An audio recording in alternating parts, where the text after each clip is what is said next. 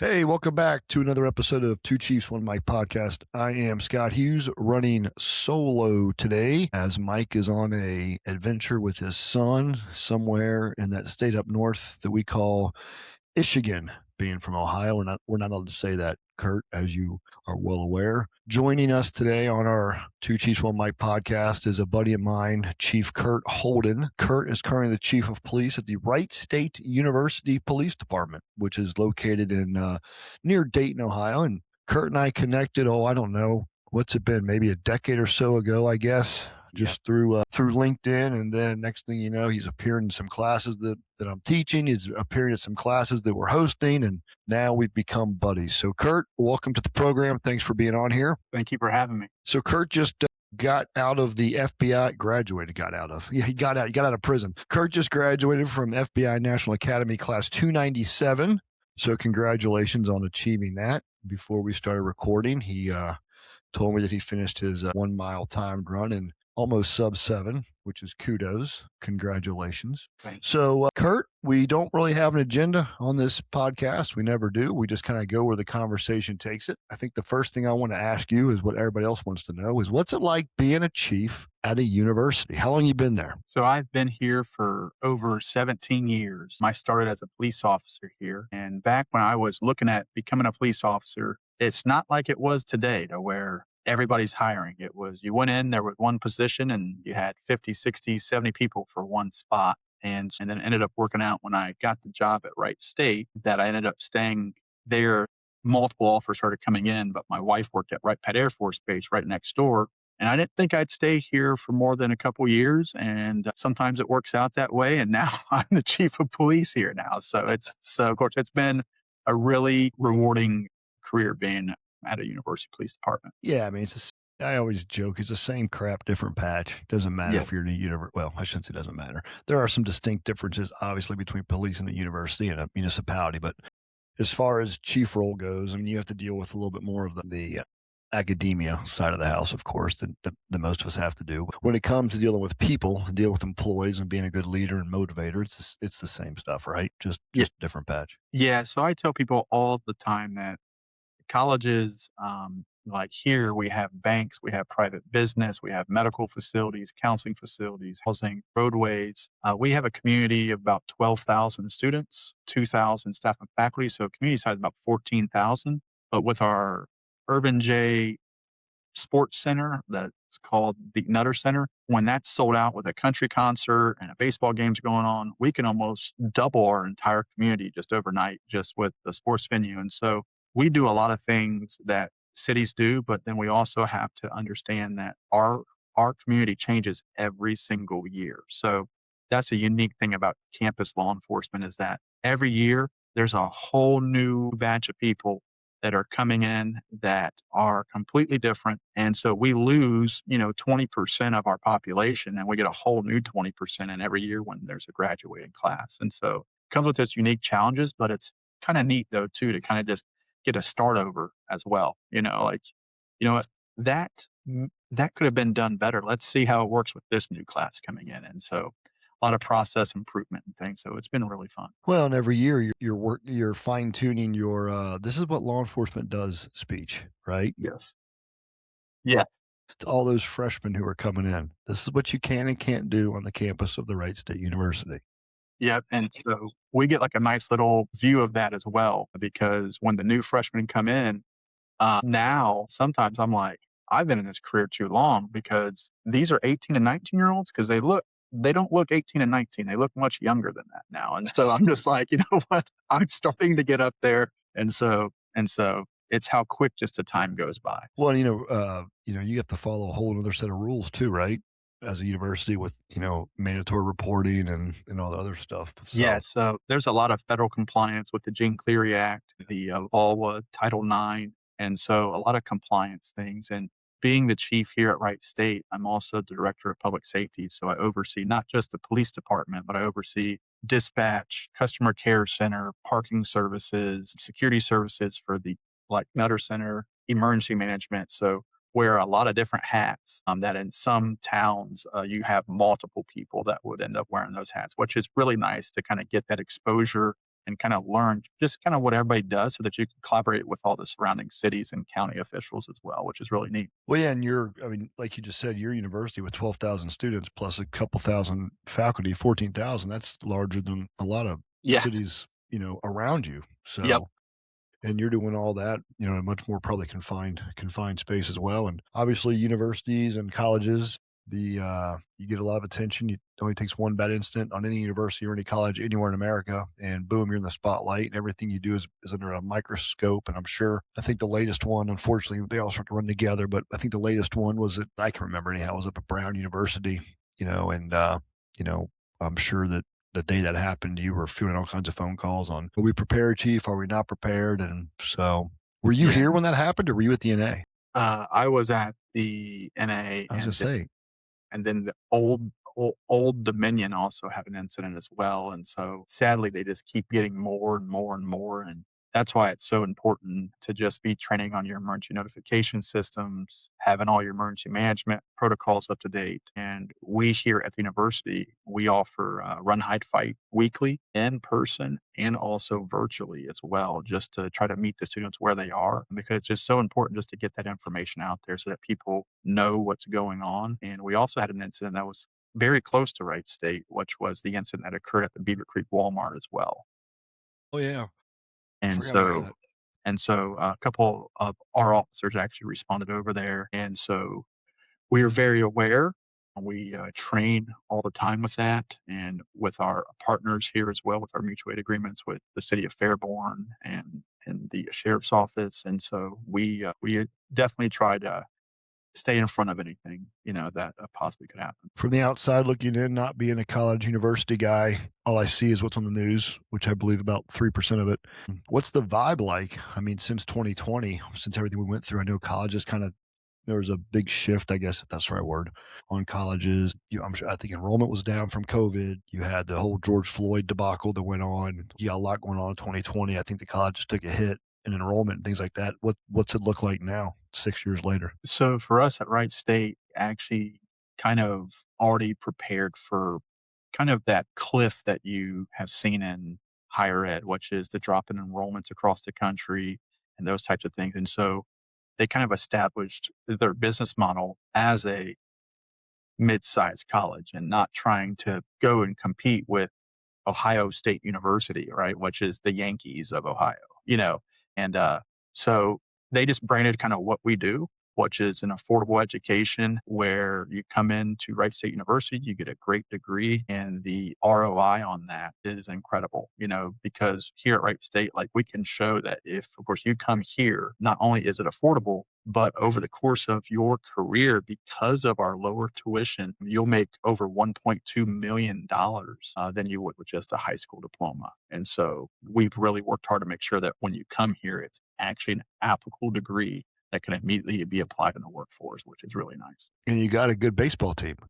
Yes, we have an incredible baseball team, and now look at our basketball team too. True. So Yeah, yeah, yeah. The basketball. Yeah. Sorry, I'm not a basketball guy, baseball guy, but yeah, I yeah, forgot we had a huge basketball. baseball guy here, and our baseball team is always doing great things, and it's just incredible to see Wright State that you see these NIL deals at all these other schools, and we go in there and we grind and we keep up with some of these top teams, and we definitely let them know, kind of I like like what's it. up, so it's pretty cool. I like it. Talk a little bit about your NA experience. So the NA, I actually never thought I'd have the opportunity. I always wanted the opportunity. I mean, 1% of LE leaders ever get the opportunity. And so when it came across the plate, I was like, it's here. This is, my goodness, it's here. And when it hits, it's like, okay, now we have all these things to do, wife and kids and everybody good, support system, work support. It was anxiousness at first, excited. And then I was just like, I have a great team that is like, go have fun, chief. Like my wife was like, Go have fun. yeah, it's your, you know, Somebody gave it's them a bad dream. information. Yeah, it's a dream and go and accomplish it. And I get there. And, at first, I was kind of taken back because you're walking in and of course, there's 250 strangers. And by the end of it, you just realize that there's people from across seas internationally to people that are on the East Coast, down south, and just being able to learn from some of the best of the best. And of course, hearing what they're doing and be able to just network and bring that back home was life changing for me personally and also professionally. And because it was such a neat experience, I actually kind of followed you because it was one of those once in a lifetime experiences that Hmm. it's just going to fly by. And so I was like, you know what? I need to take a step back, hit the pause button, and kind of write about this, experience and be able to Hmm. reflect on that in like a year. And so kind of followed your lead whenever you did that a few years ago and just blogged my experience, that I labeled Quantico chapters. And I haven't went back and read it yet. I want to give it some time, but I'm definitely believe that I'm going to go back and be able to go, man, I really missed that experience because I can already see where people say I would go back tomorrow. It really was an experience that you'll never get to do again in law enforcement, and it's very rare. And I'm very appreciative to have that opportunity. Well, I'll tell you, thank you for the shout outs. For those of you that don't know, I too blogged my experience when I was there, but Kurt took it to a whole new level. And what's funny, Kurt, is you just said you followed my lead. I followed the lead of one of my mentors, Paul Hartinger, who's a retired police chief from Blue Ash. Now, back when Paul went through, he's so old that they didn't have the internet. So he wrote a newsletter. That's not really accurate, but we're gonna let that slide. He wrote up like a newsletter almost, and he mailed it. And I would get in the mail and I was reading. I was thinking, man, what a cool experience. If I ever get to go, I want to do that same thing. So I think it's cool that you base the Quantico chapters off of what I did. Man, that's an honor. That's cool hearing that. I read every one of yours. I read yours and I shared them. And I think I say this on every podcast, so I might as well just say it again. If you're an aspiring police chief or a leader in this profession and you're not on LinkedIn, you are missing out. Please, Yeah. please, please, please get yourself a LinkedIn profile. All right, Kurt, I want to be respectful of your time. There's one thing that I wanted to talk on. This was going to be a quick episode. I knew this, but I want to talk about you have thrown your name in the hat to become the second vice president of the Ohio Association of Chiefs of Police Conference that I'm a big believer in. I sit on a couple committees there, and I think the only way that we make our profession better and we make our leaders better is to give back.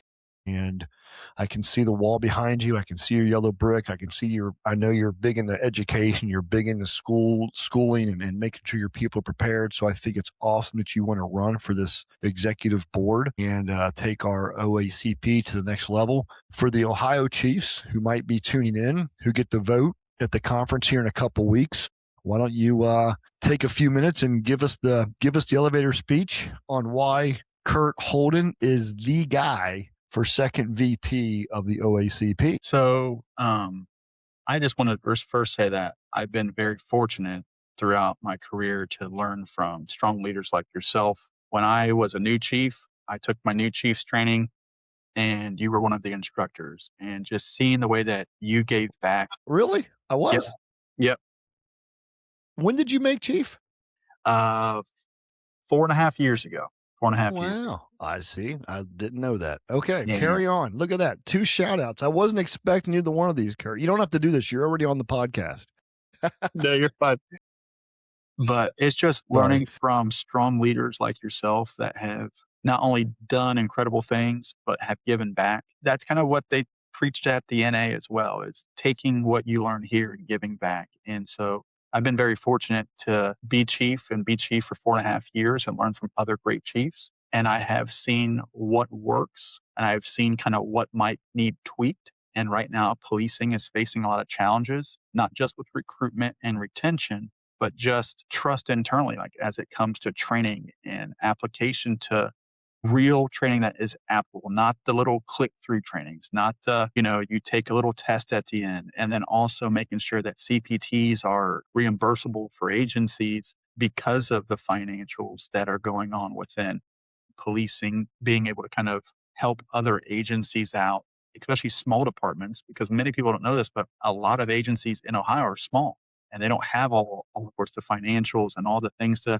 send their people to training. So I think training, recruitment, retention, and then I'll go ahead and just say a third R, which is relationships. And I've been able to build some strong relationships in higher ed.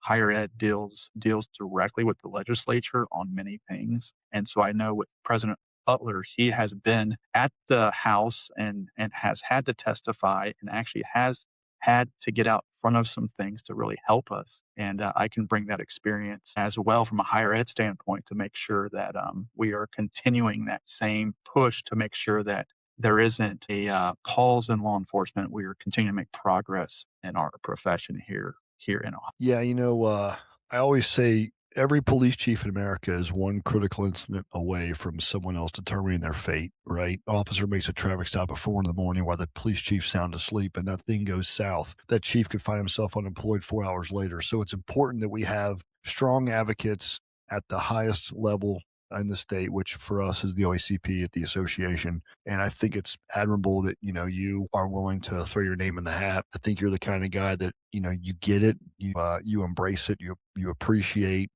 the importance of it, and you can really help take it, take it to the next level. But I'm going to throw you maybe a softball. What do you think or maybe I'll throw you maybe I'll throw you a fastball because you have a good baseball team. I don't know much about the softball team at Wright State, so we'll stick with baseball. But what do you think is the biggest challenge facing this profession? I'll say Ohio since you're running for ACP. What do you think the biggest challenge is facing the profession here in the next year or two? I think it's changing the narrative for law enforcement. So many people say that there's a lack of trust with police in the community. But when you look at the Gallup polls, police are always in the top 5 as the most trusted profession. And for some reason, there's a narrative out there that we're one of the least trusted professions. And to change that narrative and get that where the actual survey says and then the actual data shows that, I think that's why it's important to just continue pushing positive stories. Sadly, the only time we see something when it comes to law enforcement is when there's a negative. And just like you said, when it comes to LinkedIn, social media, we have, I guess a duty. It's 2026 to start really promoting and showing us w- just how valuable these officers are. I mean, this is the most noblest and hardest job. And we have people that are doing it every single day and knowing that they're not just doing it the right way, but these cops are doing it for the right reasons. And to just change that narrative for them because like you've had to see it, I've had to experience it. I want these cops that are coming in and that's all they have seen is that narrative of cops are bad, cops are bad, cops are bad. And I think that to help them, it'll be so much better to kind of just showcase their skill sets, all of their talents and all their hard work. And that's why I promote as much as I can about what we do in this profession and promote what we do right. Yeah, one of the things that the OACP does that I really appreciate, they have a very aggressive, I'll say aggressive, that sounds aggressive, but aggressive legislative outreach, if you will. And we have folks that are constantly in Columbus that are paying attention to bills because that's extremely critical that we don't here in our state, we don't take the path that some of our other states have where they're, writing laws and making our job tougher instead of making Yes. it safer and easier. So I think that's important to continue having that voice at the state level. So anything else you would want folks to know about you who might get the opportunity to vote? The floor is yours. So I would just say that this would be a great opportunity. I have 7 years until I'm retiring, and and this is an opportunity to kind of give back over the course of 3 to 4 years. Because the last thing I want to do is learn from great leaders, great chiefs, and just do a great job in my department, and then just right off into retirement. I think that there's a duty to contribute back to the profession in a meaningful way to help move it forward. And I believe that I can do that. I think you'll make a heck of a second VP, quite honestly. I do. I really do. I think, you just hit the nail on the head. It's something that, I know I preach when I speak and teach and things, and that is every one of us has something to give back. Everybody who's listening, watching, everybody is good at something. And it's your obligation, especially in leadership, to give back whatever that is. You have to give it back. That's the only way we keep moving the needle, and that's the only way we make the profession better is to give back. For me, I've said it before, I have the gift of gab and people listen. And as long as they're going to listen, I'll talk. And as long as they keep reading, I'll write. At some point that will all stop, but there's folks like you behind me who are going to pick this thing up or have picked it up already and, take this thing to the next level. Kurt, I wish you all the best luck in your run for second VP. If I understand it correctly, correct me if I'm wrong, you can only vote if you attend the conference. Is that right? Yep. Yep. Okay. And you have to be a OACP member as well. Right. So you have to be at the OACP conference and be a member. Yeah.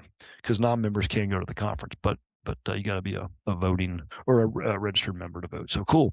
Well, hey man, listen, it's cool catching up with you. I didn't realize I had that much impact on you and your career. So we appreciate that. No problem.